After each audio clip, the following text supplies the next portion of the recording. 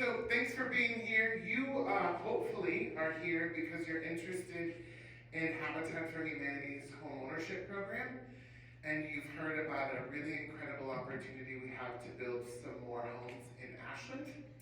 This is a unique opportunity that doesn't come about very often, but we're more than excited to be in this community again.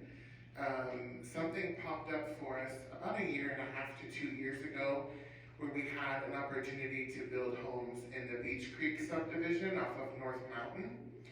And what we thought that was going to look like from the beginning changed a little bit. And then we had an opportunity for a piece of property that is now going to reinstate some of what our vision was, just somewhere else. It's no secret, this property is on Williamson Way in Ashland, and we are already in the planning stages and have planning approval. So the next part of that process is to find families, partner families, to join alongside us and realize the opportunity of Habitat for Humanity homeownership. My name's Brandon Toms. I'm the Director of Programs and Operations. I have been with Habitat just shy of 10 years as staff, and then before that I was a volunteer for many years. I am supported by some really incredible, kind-hearted people that are here and not being paid to be here. They're volunteers, and they make up the Family Services Committee. The Family Services Committee help us establish criteria that we use to put forth applications. They help us do things like tonight as we go out in community and look for families to join us. Then you partner. If you're selected, you get partnered with one of these community volunteers, and they help you navigate the process. They'll kick you in the butt if you need it, and celebrate wins with you along the way. And then at the end, they will be your loudest cheerleader as you have completed this journey. So they are in the back, and they are here to help you if you need anything, either throughout the process or if you have questions at the end. They're here to help you. Okay? Some housekeeping. Silence your cell phones. I love to talk, but I do get distracted, so if you have Beyonce's New Country song on your ringtone, we'll save it for later. If you have questions, we'll take questions at the end, but please keep your personal situations confidential. I don't need to know about your separation and that you aren't divorced, or that you have specific questions about child custody or criminal backgrounds. If it's generic, feel free to ask for the benefit of everyone in the room.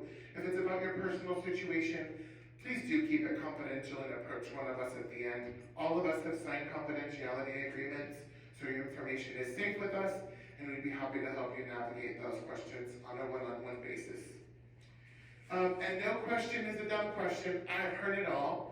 And we want to make sure that what you're doing here, you really understand as much as possible, knowing that as you navigate the process, you'll understand more and more. But please don't feel intimidated to ask a question if something pops into your head. You also all have a pen and a bunch of paper with you, so feel free to jot it down so you don't forget it when we get to the end. If you need restrooms, they're in the back of the building, down the hallway on your left-hand side. A big shout out to Darlene and Neil Wheeler.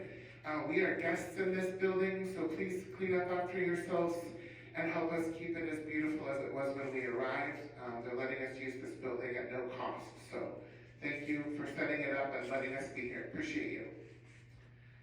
All right. Every time I do this, I regret that I put animation in it because now I feel like I have to wait.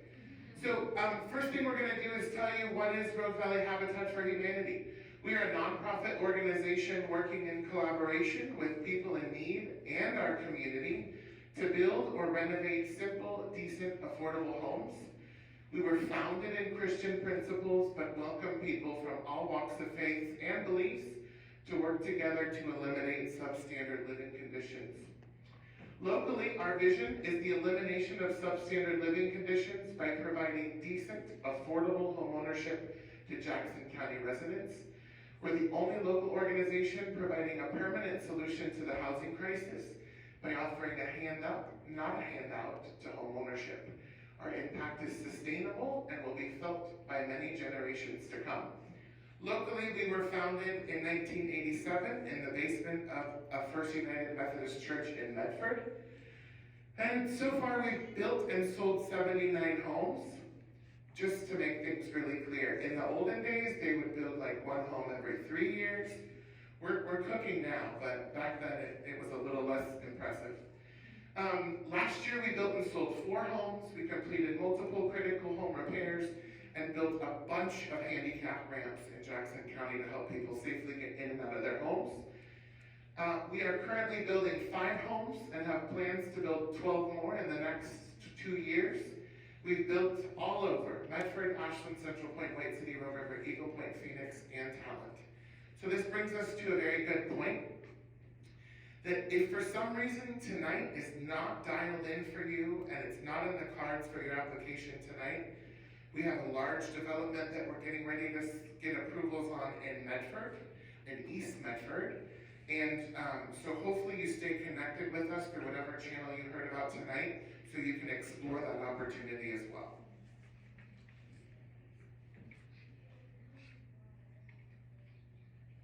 Also, one good thing to say is that if you, we'll get there in a minute. So we do not give away homes. This is like the common misconception is that this is like the housing lottery. And while it's a really, really incredible, unique, and affordable opportunity, it's not for free. Families are expected to complete a pretty rigorous course as they obtain a bunch of sweat equity hours, hundreds of sweat equity hours, working alongside our volunteers, as well as some education curriculum and saving some money. So nothing is free. At the end, you purchase your home. For how many people have explored buying a home outside of Habitat for Humanity? So you know it takes down payment, you know it takes a bunch of closing costs, you know how much interest is going to increase your mortgage payment. The Habitat for Humanity mortgage payment is going to be no more than 30% of your gross monthly income. So your pre-tax income set at the beginning of your purchase. So you won't find that out on the open market to purchase a brand new home at such an affordable mortgage payment. Our mortgage payments right now are anywhere between $700 and $950 a month. It's pretty good. It's pretty incredible. Right now we're selecting partners for 4 families. Williamson Way will consist of 4 units by the time we're done. And this is not an overnight process. In the back of your application packet is a page that talks about timeline. Expecting from tonight about 2 to 3 months of a process. We have to give 30 days for people to turn in their applications. We have to review those applications, let people know that they're missing things, then begin an interview and site visit process. So it's not going to be quick, and it's not a quick solution. If you are in an unsafe situation or you are currently unhoused, please don't expect this to be a solution to your immediate housing need. After you're selected into the program, then we have the fun of building the house together. You're probably in the program about a year to year and a half. So it's not a quick solution, but an incredibly rewarding one. We don't build elaborate custom homes. We build really, really nice houses, but it's not going to be the Taj Mahal. Most cases are a 0 lot line. People like to call them duplexes. But it'll beautifully match the neighborhood, especially what we're doing in Ashland on Williamson Way. We don't discriminate based on family size, race, and religion. As long as you meet the minimum and don't go over the maximum income level for your household, you have a chance at this opportunity.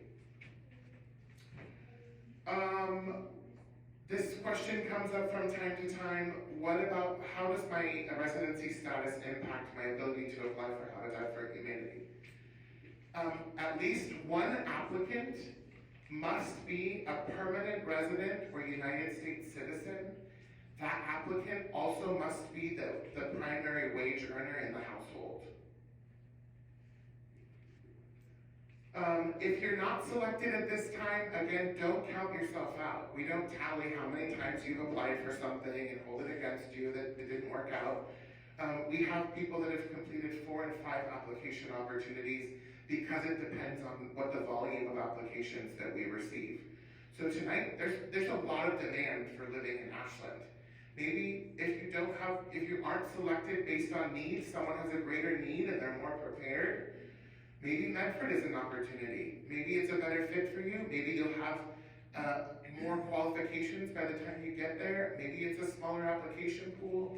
I don't think any effort in exploring the opportunity is going to be wasted. Bless you.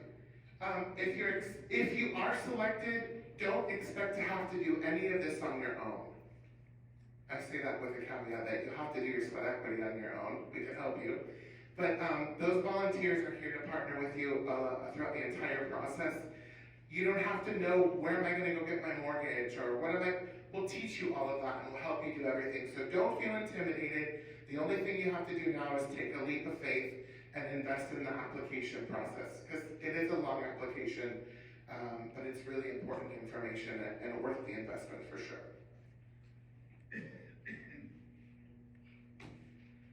So there are 3 main criteria to qualify for a Habitat for Humanity home. And the first that we have up here is the ability to pay. I told you that we sell these homes to you with a very unique and affordable Habitat for Humanity mortgage. That mortgage is for 30 years, just like a normal mortgage. It also has a 0 interest. I don't know any bank that's going to give you a loan for 0 interest. And again, the monthly payments are set at the cost of construction or 30% of your gross monthly income, whichever is less. In the application, it's going to ask you for your gross monthly household income. There's going to be a floor and a maximum. So you need to be above the minimum and below the maximum. And the way that works is, the minimum is the applicant's. So if me and this lady right here were applying together, I make $20,000 a year, she makes $20,000 a year, together we're $40,000, so we're meeting that minimum. Let's say we're in a 3-person household and the lady next to her lives with us too. She makes $10,000 a year, so that's $50,000 for the 3 household. We're over the minimum, but under the maximum. Does that make sense? If someone is not an applicant, their income doesn't give you credit to meet the minimum, but it will kick you over in the top. So in the application, when we get there, I'll show you where to list other members of your household that are not purchasing the home with you, that will need to declare their income in order to make sure we're supporting houses that are really low to moderate, households that are low to moderate income levels. If that sounds confusing, we'll talk afterwards and we'll explain it to you more in depth. Also, we're selling you a home. We're transferring a really valuable asset into your name. And the problem with that is, if you have outstanding judgments or collections against you, those creditors will immediately be alerted that you now have this valuable asset and attached to it. It's really not putting us in a good place to start if we don't have those cleared up before you enter our program. So there is a requirement that you need to have less than $1,000 in outstanding judgments or collections.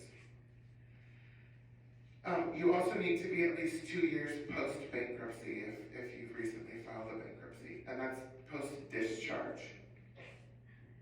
Bless you. I also gave you another document, and that is Ashland Affordable Housing Code 18.2.5.050. That's the 4-page thing. This is a bunch of legal mumbo-jumbo that I really think it's important for you to have in your hands. Typically, the Habitat process doesn't follow this requirement, but it's kind of a cool thing that it's there. So the City of Ashland has a unique requirement that it can bring inventory into their affordable housing stock, and it can give benefit to it. And one of the benefits is a smaller property tax requirement. It also is going to restrict who can purchase the home for 30 years. It's a big investment for us to build houses in Ashland. It's expensive to build houses here. It's expensive to build houses anywhere, but here it's very expensive. So what this is going to do is for 30 years, it's going to limit who can purchase this home. When you buy a Habitat home, you're not stuck there. You can sell whatever you want. The difference in equity that you might have accrued might be different depending on when you want to sell. But this statute here is going to say that only low to moderate income households can purchase the home for 30 years. It's not a bad thing. You still get appreciation, you still earn equity, but it just keeps it fair and accessible for everyone for a 30-year term. All of those requirements and restrictions are found in here. If you are selected for this opportunity, we will go over this at an orientation word for word to make sure you understand it. I just wanted to take a moment tonight to give you this information to look at in case you were curious.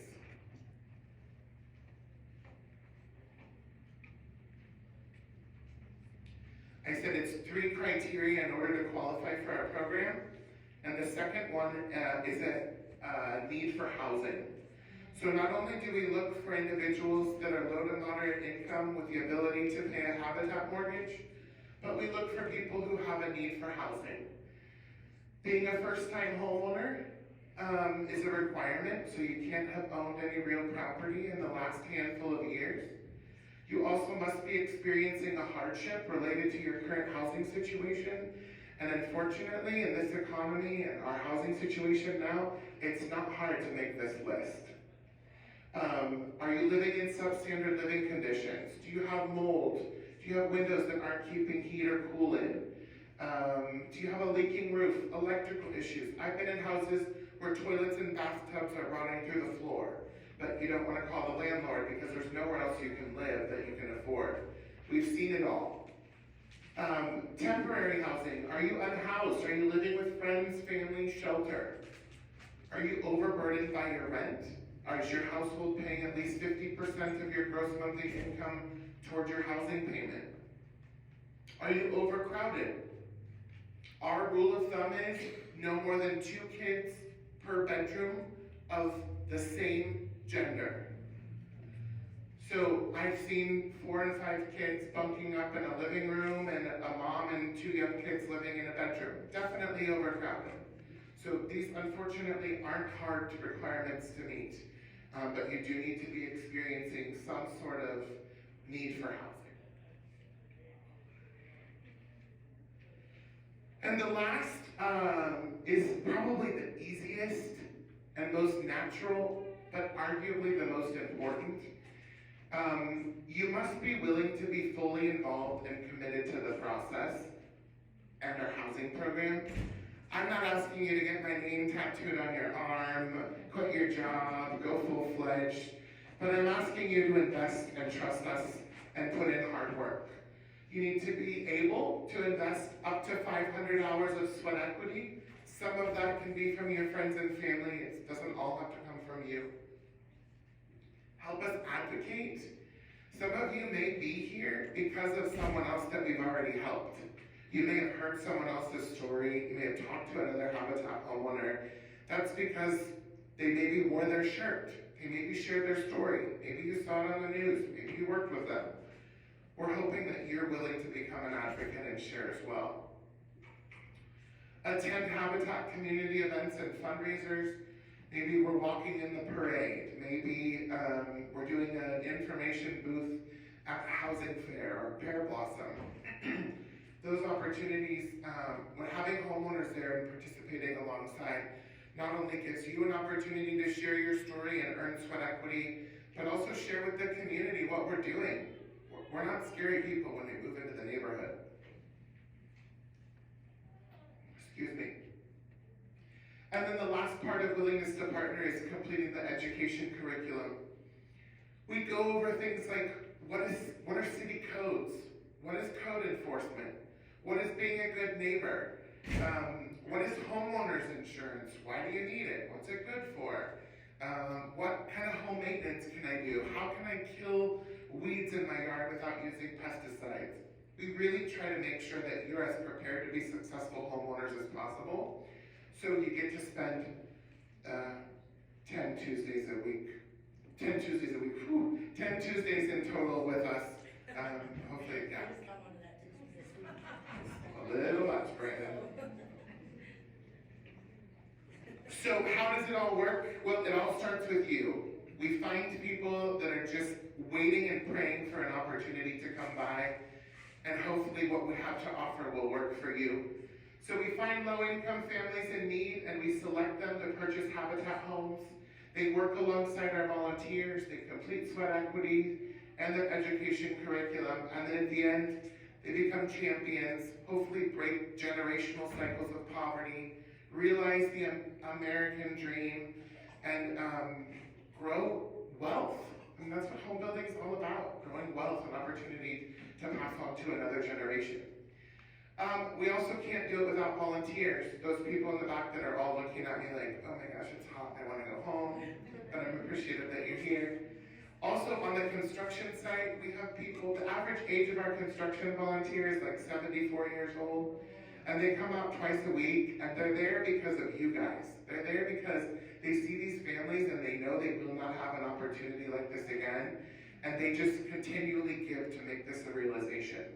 So we appreciate them so much. Donors in community play a huge part too. This takes money and a lot of it. I'll give you an example. We're working on property over on Grandview in Medford. Phase 1 will hopefully have about 9 houses in it. Phase 2 will have 4 or 5 more. Just to connect 2 roads and make sure those people have sewer and water to be able to take a shower and do other things, it's going to be about $750,000.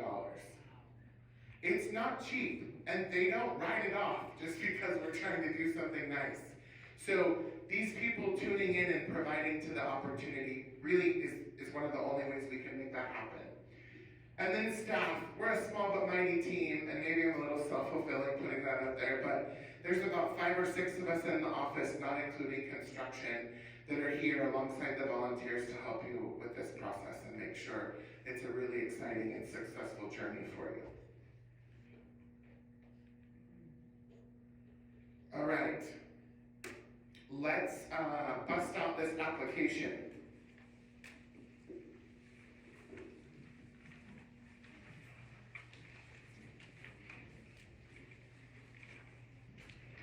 So it's actually really pretty simple and straightforward. You'll see on the front that this is a special application opportunity for 2-story, 3-bedroom homes that we're going to be building in Ashland. Like I said, we're looking for a maximum of 4. The applicants for this special application opportunity must have a total gross annual household income above the minimum and below the maximum for the corresponding household size. One thing to note is the numbers, the income levels on the application are different than our standard income levels in the qualification guide. So please go off of what's in the front of this application. The reason why is, remember, we said it's very, very expensive to build in Ashland, and this is the minimum income level that we're able to pull all of this off. Again, we talked already that you must legally reside in the United States as a permanent resident or United States citizen. Must not have owned any real property within the last 3 years. We have a lot of, especially Almeda fire survivors, that say, I owned a trailer in a park and I was burnt out. That does not count. If you own a manufactured home and you didn't own the land that was underneath it, you just rented space, we do not consider you a homeowner, so you would qualify for this opportunity. Again, like I disclosed to you, these homes will be part of the Ashland Inclusionary Zoning and Long-Term Affordability Plan, which is the Ashland 18 point whatever that I gave you for the Ashland City Code. And if you have more questions by the time you get to filling out this application, just give me a holler. My contact information is there. We'll get the questions at the end. I want to go through the next page of the application. It says, completely fill this out. Don't leave blanks. Don't stop a trailing thought. If you don't have enough space while you're filling something out, attach another sheet of paper. Each section says like 5B or 2C. Just attach another sheet of paper and do 2C and finish your thought. Just so we know what's going on. The last thing I would hate is you not finishing your thought clearly and me not understanding what you were trying to convey and having that impact whether we're able to approve you or not. So please, finish your thought. It's also, in the next spot, going to ask you to give us some documentation. I say this every time we do an orientation, and every time we do an orientation, it happens. But please, please, please, please, please, do not give us your original documents. I do not want your letter from Social Security. I do not want your tax packet from H&R Block. Please make copies because you're not going to get them back.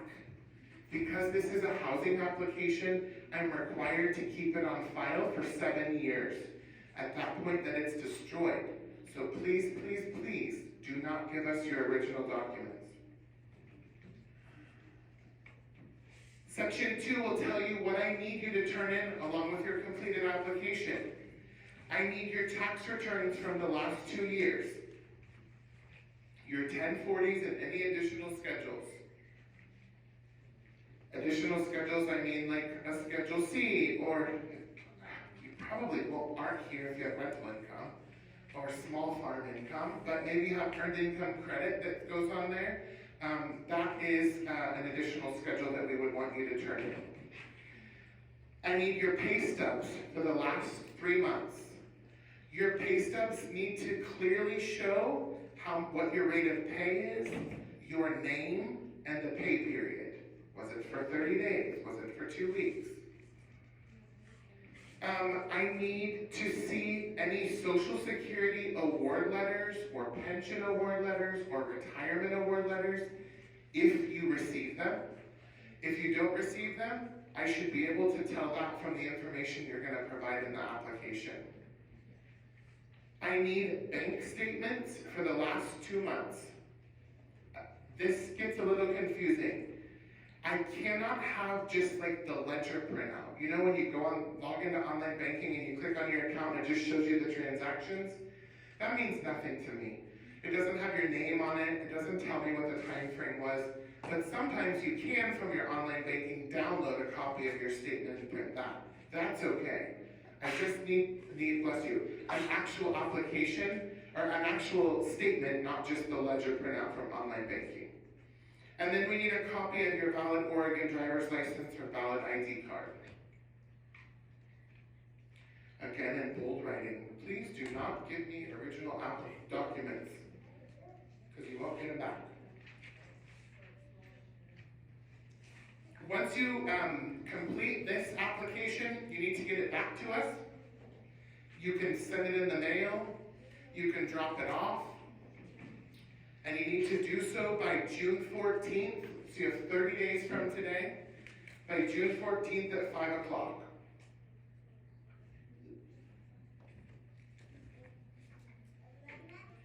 If something happens and you need another copy of this, it is already on our website, at the bottom of our website to download and print.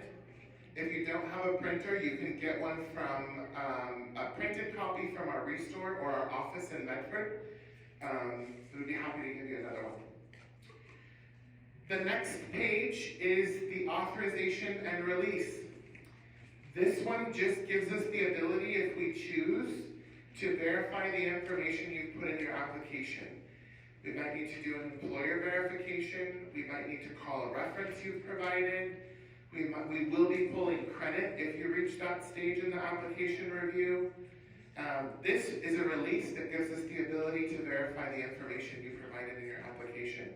It must be signed by any applicant. So whether there's an applicant or an applicant and a co-applicant, those are the individuals that need to sign their waiver and release. Okay?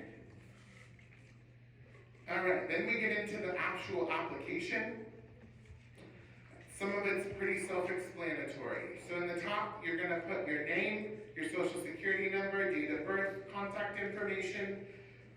Mark whether you're married, separated, divorced, unmarried. Mark your citizenship status, residency status. whether you're employed, whether you're a student. If you have a co-applicant, they will sign that below. Some people say, well, I'm a mom and a daughter, and the daughter lives with me. The question is this: do you need your daughter's income to qualify? Then she would need to be a co-applicant. But understand, anyone you list as a co-applicant, you are buying a house together. Change your mind. Shoot, you don't want to buy a house there. Happens. A mailing address. There's a space for a mailing address if you receive your mail different from your physical address. Your contact information for whatever your preference is for contacting you. Please make it legible. Sometimes it's a little hard to read. So do your best to make it as legible as possible. In 1E, if you need any sort of language assistance or a translator, there's an opportunity there to identify someone in your family maybe that you would like to give us the opportunity to speak with. You can put them there. On the bottom, remember I told you if you have other people living with you that aren't going to buy the house with you, this is where you list them. If your child lives with you and he's 27 years old, if he's going to live with you in your new house, you're going to list him down below.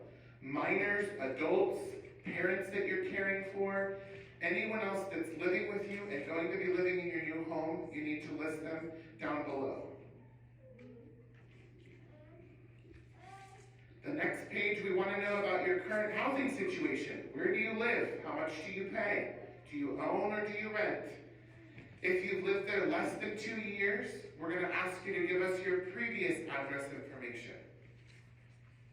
If you're receiving any sort of assistance with your housing payment, complete it under the subsidized housing information.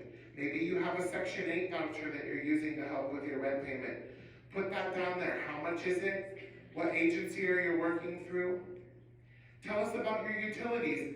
Maybe your need for housing is that your house won't hold any heat. I should be able to see that in your power bill or your gas bill. Is it through the roof? Yeah, because your house is really not very climate controlled. Also, what's the condition of your home? Where do you live now? How many bedrooms are there? I should be able to then reference back. Oh, you have 1 bedroom, but you show 6 people in your household. You are overcrowded. I think it's pretty obvious that this application starts telling a story for you. Then in 2F is the first narrative opportunity. So you get to then tell us what's wrong with your house. Why do you need a Habitat home? What's causing challenges with your housing for you and your family? And again, that's probably the #1 space where you're going to need more information, more space to tell us your story. I've had people type up 3 pages before. Whatever you need to express what you really want to say, invest in the process and attach it to the paper. Next is employment information. If I see this blank, I should then be able to look on the front and see that you're either disabled or retired. If you want to just put retired or disabled on there, that's fine too. But start at your most current job and work backwards. That's for applicant 1. If you have a co-applicant, there's a spot for them to put their work history and employment information. There's also a spot for you to disclose gaps in employment. If you were off work for 6 months because you were caring for an ailing parent, tell us, so we don't have to wonder whether you have the stability to become a homeowner right now. You had to pivot, you had to take care of somebody. Just tell us, help us complete the picture. So I'm flipping on to the next page, section number 4, which is income. There's a spot here for the income for the applicant and co-applicant.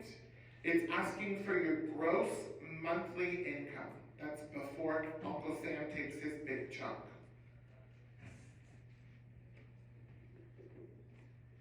You're going to make sure that you provide documentation for every piece of income you disclose on here.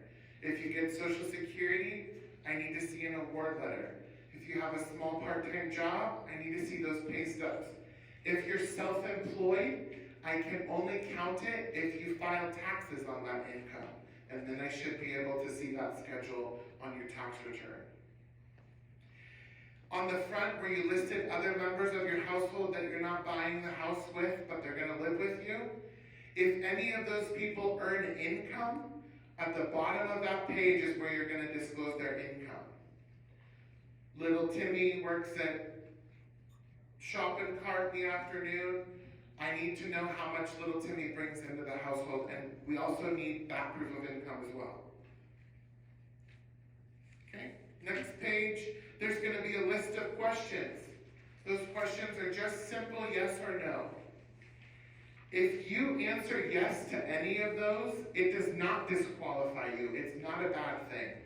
It just raises another opportunity for us to get some more information from you.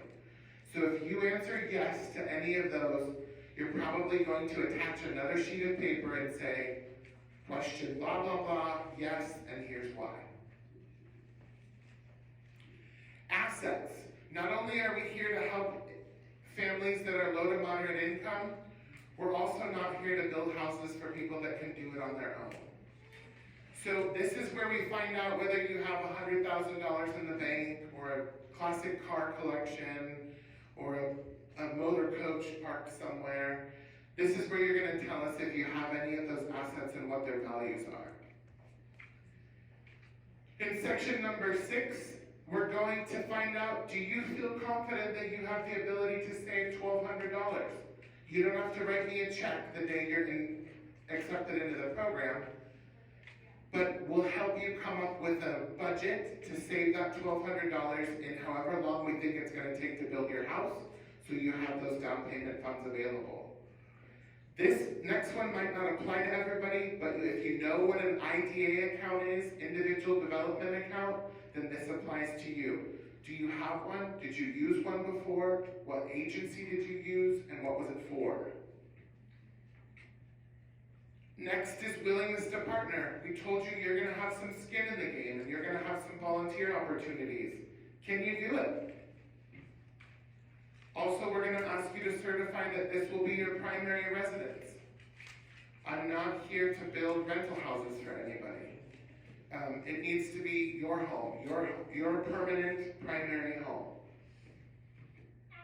And then the bottom of the page, have you completed any programs or education to assist in your homeownership journey? Did you go to Access and complete their home purchase curriculum?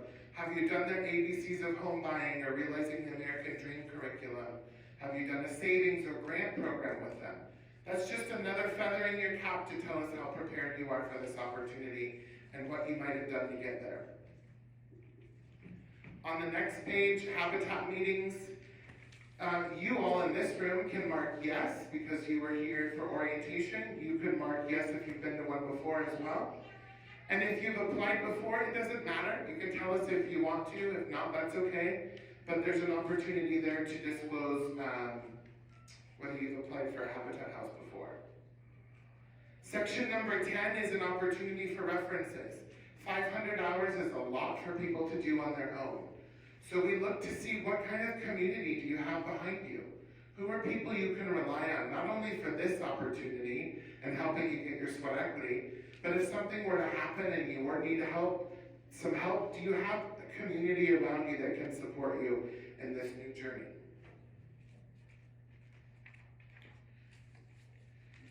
On the next page is our privacy statement. It just says we're going to keep your information under lock and key. We're not going to sell it. We're not going to trade it to a vendor. We're not going to put your email address on the inner dark webs. It all stays with us in-house. And the only individuals that see it have a need to know and again have signed confidentiality disclosures. So everything is safe with us. Section 11 might be like, whoa, why are you asking me that? And this section is completely voluntary. You don't have to disclose any of that to us. But the purpose of that is so that if we're ever audited, we can say that we were not discriminating against a certain group of individuals, and you can see that we followed our underwriting and approval guidelines, and none of it was based off of race, gender, or familial status. Again, you could say you don't want to furnish that information. It's not going to be a mark against you at all. It's just there, again, to prove that we're being a fair housing lender. The next page is the signature of authenticity. This just says that you understand what you're applying for, everything is the truth, and that you know that if something wasn't truthful, if you're selected, it could negatively impact your opportunity to be in our program. It also says you're giving me this information, we're retaining it on file, we'll keep it safe, and at the end of 7 years, when that retention period's over, we will destroy it. The last page, like I told you before, is the housing application process. 2 to 4 months is a good rule of thumb. We're hoping we aren't going to go 4 months. We will not go 4 months, but as a little insurance policy, we put that in there. So the first step is tonight, when you attend an orientation, or our friends that will watch this in the future will watch it on their website. And then you're going to complete the application. You're going to submit your documentation to us. You're going to fill it out in full. You're not going to give me your original documents, please, please, please. Just photocopies. Then we'll review everything. First thing we're going to do is make sure you gave us everything we need. If for some reason you left something out, we'll send you a notice of incomplete. You will have 2 weeks from that notice of incomplete to get us the documentation you've been missing.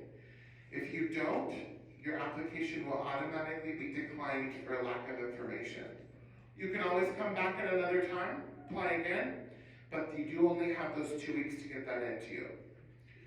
Once we review that information and we make sure that your income levels are where they need to be and you have a general qualification, we'll pull your credit report and we'll make sure you can meet our repayment and ability to pay requirements, make sure you don't have those bankruptcy liens and judgments.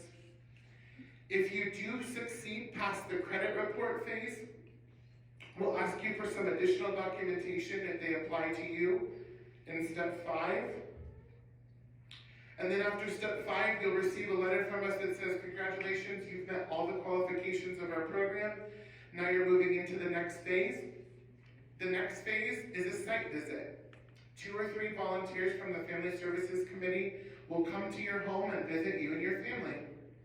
They're not there to investigate you, they're not there to turn you in, they're just there to verify the information you have in your application.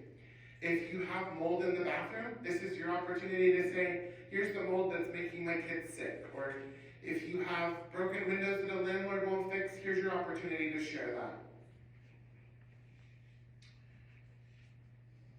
And then last but not least, everything will then be stacked on need. So everyone who qualifies has the same bar, and then it's who needs us the most. Who's ready, who needs us the most, and who's most prepared to be successful with this opportunity. There'll be a final interview, then we'll make a recommendation, and then we'll let you know if you and your family are selected for the opportunity. I really want to, A, acknowledge and enforce that this is an investment of your time and emotions and effort, and I'll tell you it's worth it. It's worth it even just to familiarize yourself with the process so that next time you do it, you know what to expect. Or the opportunity that maybe you will be selected in, obviously that'd be the shining star at the end of it. But please do reach out if you have questions and invest significantly in the process. And know that this isn't the end of the road. If Medford ends up being a better option for people, or a more attainable expectation, the income levels in Medford will be mirror what's in that qualification guide. If that's a problem for you and your household, just know that that opportunity will come up maybe later this year or early next year at the latest. I'm done. Thank you. I would mic drop, but this isn't my mic. So does anyone have any generic questions that they want to ask? Yes. Okay, I wanted you to go back to when we were talking about the Almeda fire. Yeah. And you said that mobile homes on other people's property, that doesn't count as real property. Yeah. What if a co-applicant owns an apartment, which is inside part of an apartment building, but they don't own the building and they don't own the land and they have to pay monthly to be there? If you own a piece of real property that's titled in your name, it does count as being a current homeowner. Is it not? Let's talk. Okay. Okay? Yeah, let's talk. In this build, is there at least don't know that answer yet. In the application,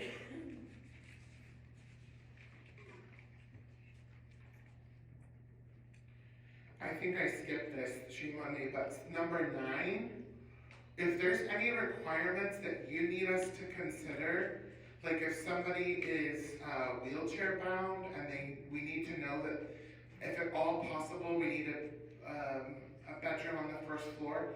This won't kick you out because you tell us this information, but it'll just be very transparent that we can be clear about what we're able to build in the process as we move you through the application. Okay? Right behind you. Will they have garages, these little townhomes? Yes. They will have a garage. Yes.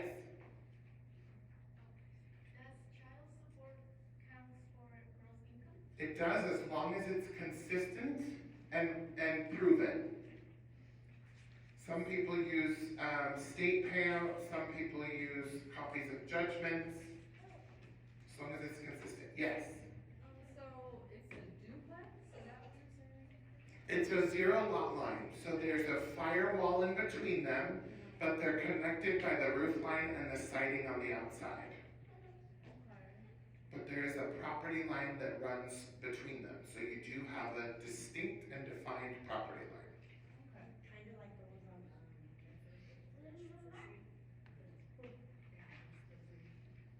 10th Street. Yeah, there you go. I'm gonna go in the back and then I'll come back up to you. Is there a daughter? Yeah. There's a front yard. Go ahead. Yep. Oh, so do you have any builds currently that are gonna be similar to what you're building now? Explain what you mean, do I have any builds? Are we building houses? Yes. Are we looking for families for those? No. So go. Just the build itself, you have similar. Oh, so you can go and see what it looks like? No. All of them have the same essence, especially in Ashland. There are certain community requirements that we have to adhere to. There's no way I can say, go look at these because they look like that, unfortunately. Yeah. Are the homes in Medford gonna be structured similar, or are they gonna be separate homes? Are they going to be 0 lot line? Yes. Okay. It's just, unfortunately, the nature of what we do. It's so hard to come by land, and it's so expensive. I would love to build everyone the 1,200 square foot, 3-bedroom, 2-bath, single-family house with a white picket fence. I want that so bad, and you all deserve that. But in order to be able to help as many people as we can, we just have to do little things to maximize every single dollar. So yes. Yeah. The paperwork that we submit with this application, is that good for future applications? Great question. No. Once you're declined, that goes in a vault, and I don't have the ability to go dig it up if we need it again. So if you apply in the future, you would have to resubmit your documentation. Yeah. Do you have a requirement for your credit score and what your credit score is? There is no current minimum credit score requirement. Just be very careful, again, that you don't have those collections, liens, and judgments outstanding. Obviously, there's going to be concern if you're currently 90 days late or more on a credit obligation, because that's going to turn into a collection or judgment, but there's no magic number required. Yes? Do you know if the houses in East Medford would be accessible? I don't know that.